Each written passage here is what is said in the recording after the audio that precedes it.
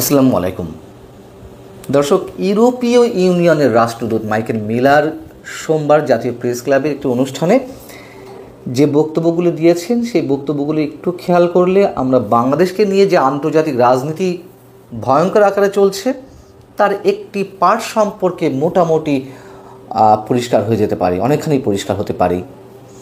তিনি সংস্কার বিষয়ে কথা বলেছেন, তিনি করিডোর ইস্যুতে কথা বলেছেন, তিনি জুলাই আন্দোলনে নিহতদের বিষয়ে জাতিসংঘের রিপোর্ট নিয়ে কথা বলেছেন। কিন্তু এই কথাগুলো আসলে কি ইঙ্গিত করছে? কোনো ধরনের রহস্যের সৃষ্টি করছে কিনা, বা সেই রহস্যের জটটা আমরা খুলতে পারি কিনা? তিনি যা বলছেন আগে সেটা একটু শুনিনি। তিনি বলছেন, রাজনৈতিক রূপান্তর বাংলাদেশকে গণতান্ত্রিক নির্বাচনের দিকে নিয়ে যাবে, তবে নির্বাচনের আগে সংস্কার কাজের জন্য অন্তর্বর্তী সরকারকে যথেষ্ট সময় দিতে হবে। মানবিক করিডোরের বিষয়ে তিনি তার বক্তব্য হচ্ছে এরকম যে, উদ্বাস্তুরা যে দেশেই থাকুক না কেন আমরা তাদের সহায়তা করতে পারলে খুশি হব। যদি সীমান্তের ওপারে থাকে তবে তাদের সহায়তার জন্য আমাদের একটি চ্যানেল লাগবে। এবার একটি প্রশ্ন দিয়ে আলোচনা শুরু করি। 5 আগস্টের পরে ইউরোপীয় ইউনিয়নের কোনো ধরনের বিনিয়োগ আছে বাংলাদেশে? নেই, তাই না? বরঞ্চ কমছে। অথচ তারা সংস্কার চাইছে, তারা সংস্কারের জন্য সরকারকে যতটা সময় দেওয়ার প্রয়োজন সেটি দিতে চাইছে, পাশাপাশি করিডোরের প্রতি সমর্থন দিচ্ছে। করিডোরটি কে চাইছে? যুক্তরাষ্ট্র চাইছে। এবার আসুন, কেউ হয়তো বলতে পারেন যে ডক্টর ইউনূসের প্রভাব বেশি আন্তর্জাতিকভাবে বিভিন্ন ক্ষেত্রে, সেই দিক থেকে তার ক্যারিশমার বা যেই উদাহরণ দিই না কেন তার প্রতি তারা সমর্থন দিচ্ছে। আসলে বিষয়টি কি তাই? যদি ডক্টর মোহাম্মদ ইউনূসের ওই ধরনের ইনফ্লুয়েন্স কাজই করত, বিনিয়োগ আসত। সবচেয়ে বড় উদাহরণ হচ্ছে IMF আন্তর্জাতিক মুদ্রা তহবিলের যে লোনের কিস্তি, সেটা স্থগিত হতো না। সেই আশা তো আমরা একেবারে ছেড়েই দিয়েছি, সরকারের পক্ষ থেকেই ছেড়ে দেওয়া হয়েছে। বাংলাদেশ ব্যাংকের গভর্নর তিনি বলেছেন, আহসান ইস মনসুর সাহেব, যে IMF-এর লোন ছাড়াই আমরা ভালো করছি, যথেষ্ট ভালো করব। যাই হোক, সেটা অন্য বিষয়। তাহলে ডক্টর মোহাম্মদ ইউনূসের প্রভাব যদি কাজ না করে, কোন জাদু বলে ইউরোপীয় ইউনিয়ন সরকারকে এই ধরনের সমর্থন দিতে চাইছে? বিষয়টি আর কিছু নয়। এটি বোঝার জন্য রকেট সায়েন্স পড়ার প্রয়োজন নেই বা তা অ্যাপ্লাই করার প্রয়োজন নেই। জাতিসংঘে এই মুহূর্তে যুক্তরাষ্ট্রের চেয়ে ইউরোপীয় ইউনিয়নের প্রভাব বেশি, আমরা তো জানি। আবার যুক্তরাষ্ট্র যেদিকে যায়, ইউরোপীয় ইউনিয়ন সেদিকে যায়। তারও কারণ আছে। যুক্তরাষ্ট্রের বিশ্বব্যাপী সবচেয়ে বড় এজেন্ট, বড় মিত্র যুক্তরাজ্য। সেই যুক্তরাজ্য বা ইউকের যথেষ্ট প্রভাব ইউরোপীয় ইউনিয়নের প্রতি। সব কিছু মিলিয়ে যুক্তরাষ্ট্র যেদিকে যায় সেদিকে ইউরোপীয় ইউনিয়ন যায়। মাঝে মাঝে হুঙ্কার ছাড়ে, যেমন ট্যারিফ ইস্যুতে, শুল্ক আরোপের ইস্যুতে তারা বলল যে তারা পাল্টা ব্যবস্থা নেবে যুক্তরাষ্ট্রের বিরুদ্ধে। এগুলো সব বাণিজ্যিক স্বার্থ, আবার রসুনে গোড়া সব এক জায়গায়।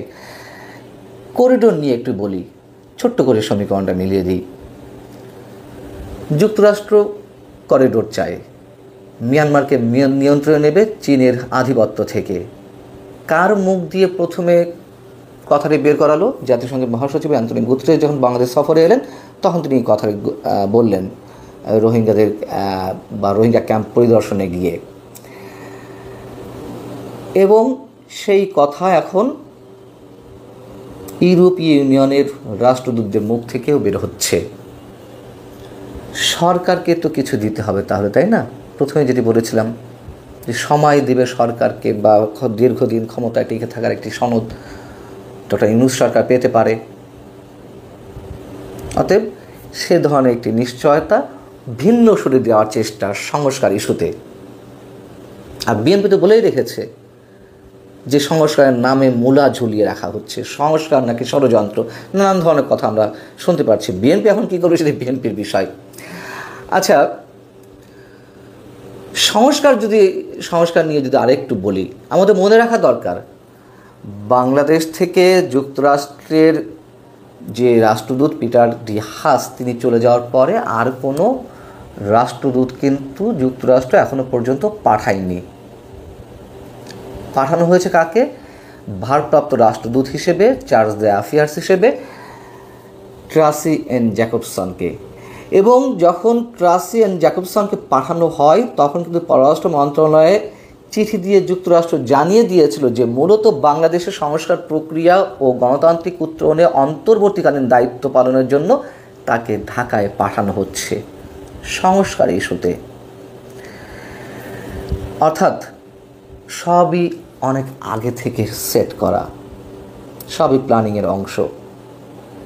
এবার জাতিসংঘের মানবাধিকার বিষয়ক হাই কমিশন যে রিপোর্টটি দিয়েছিল জুলাই আন্দোলনে কতজন নিহত হয়েছিলেন সে বিষয়ে মাইকেল মিলার ইউরোপীয় ইউনিয়নের রাষ্ট্রদূত বলছেন, আমরা জাতিসংঘের রিপোর্টকে সমর্থন করি, তাদের রিপোর্ট অত্যন্ত পরিষ্কার, সমর্থন না করার তো কোনো কারণ নেই। আগেই বলেছি যে জাতিসংঘের উপর যুক্তরাষ্ট্রের চেয়ে এই মুহূর্তে ইউরোপীয় ইউনিয়নের প্রভাব অনেক বেশি।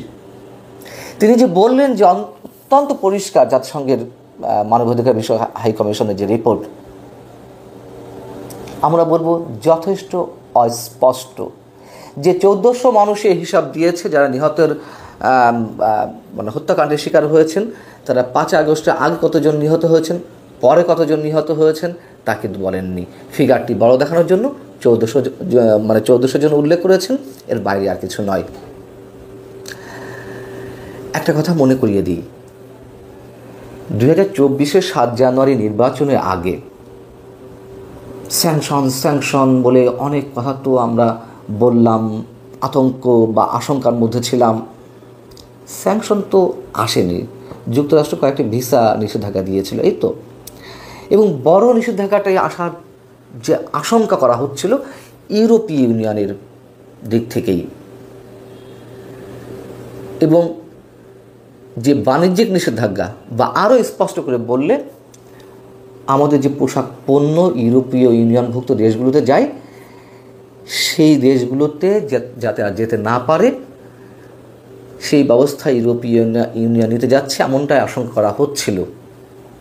তার কারণ বাংলাদেশের যে প্রতি বছর 50 থেকে 55 বিলিয়ন ডলারের পোশাক পণ্য রপ্তানি হয় তার সবচেয়ে বড় অংশ 35 থেকে 40 বিলিয়ন ডলারের পণ্য কেবলমাত্র ইউরোপীয় ইউনিয়নভুক্ত দেশগুলোতেই যায়। তারা কিন্তু শেষমেশ দেয়নি স্যাংশন। কেন? তারা আগে তাদের বাণিজ্যটাই বোঝে।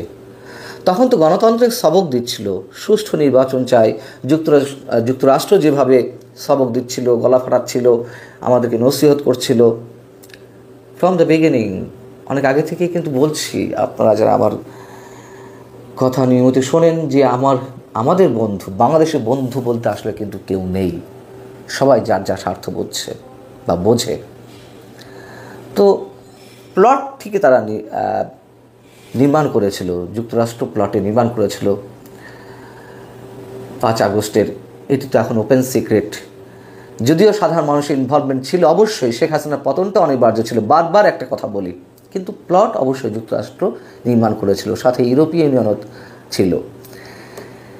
অতএব তাদের কাছে এসব গণতন্ত্রের সবক কেবলই কথার কথা, অথবা মানবাধিকার নিয়ে বা গণতন্ত্র নিয়ে যে কথাগুলো বলে তার আড়ালে তাদের ভিন্ন উদ্দেশ্য থাকে।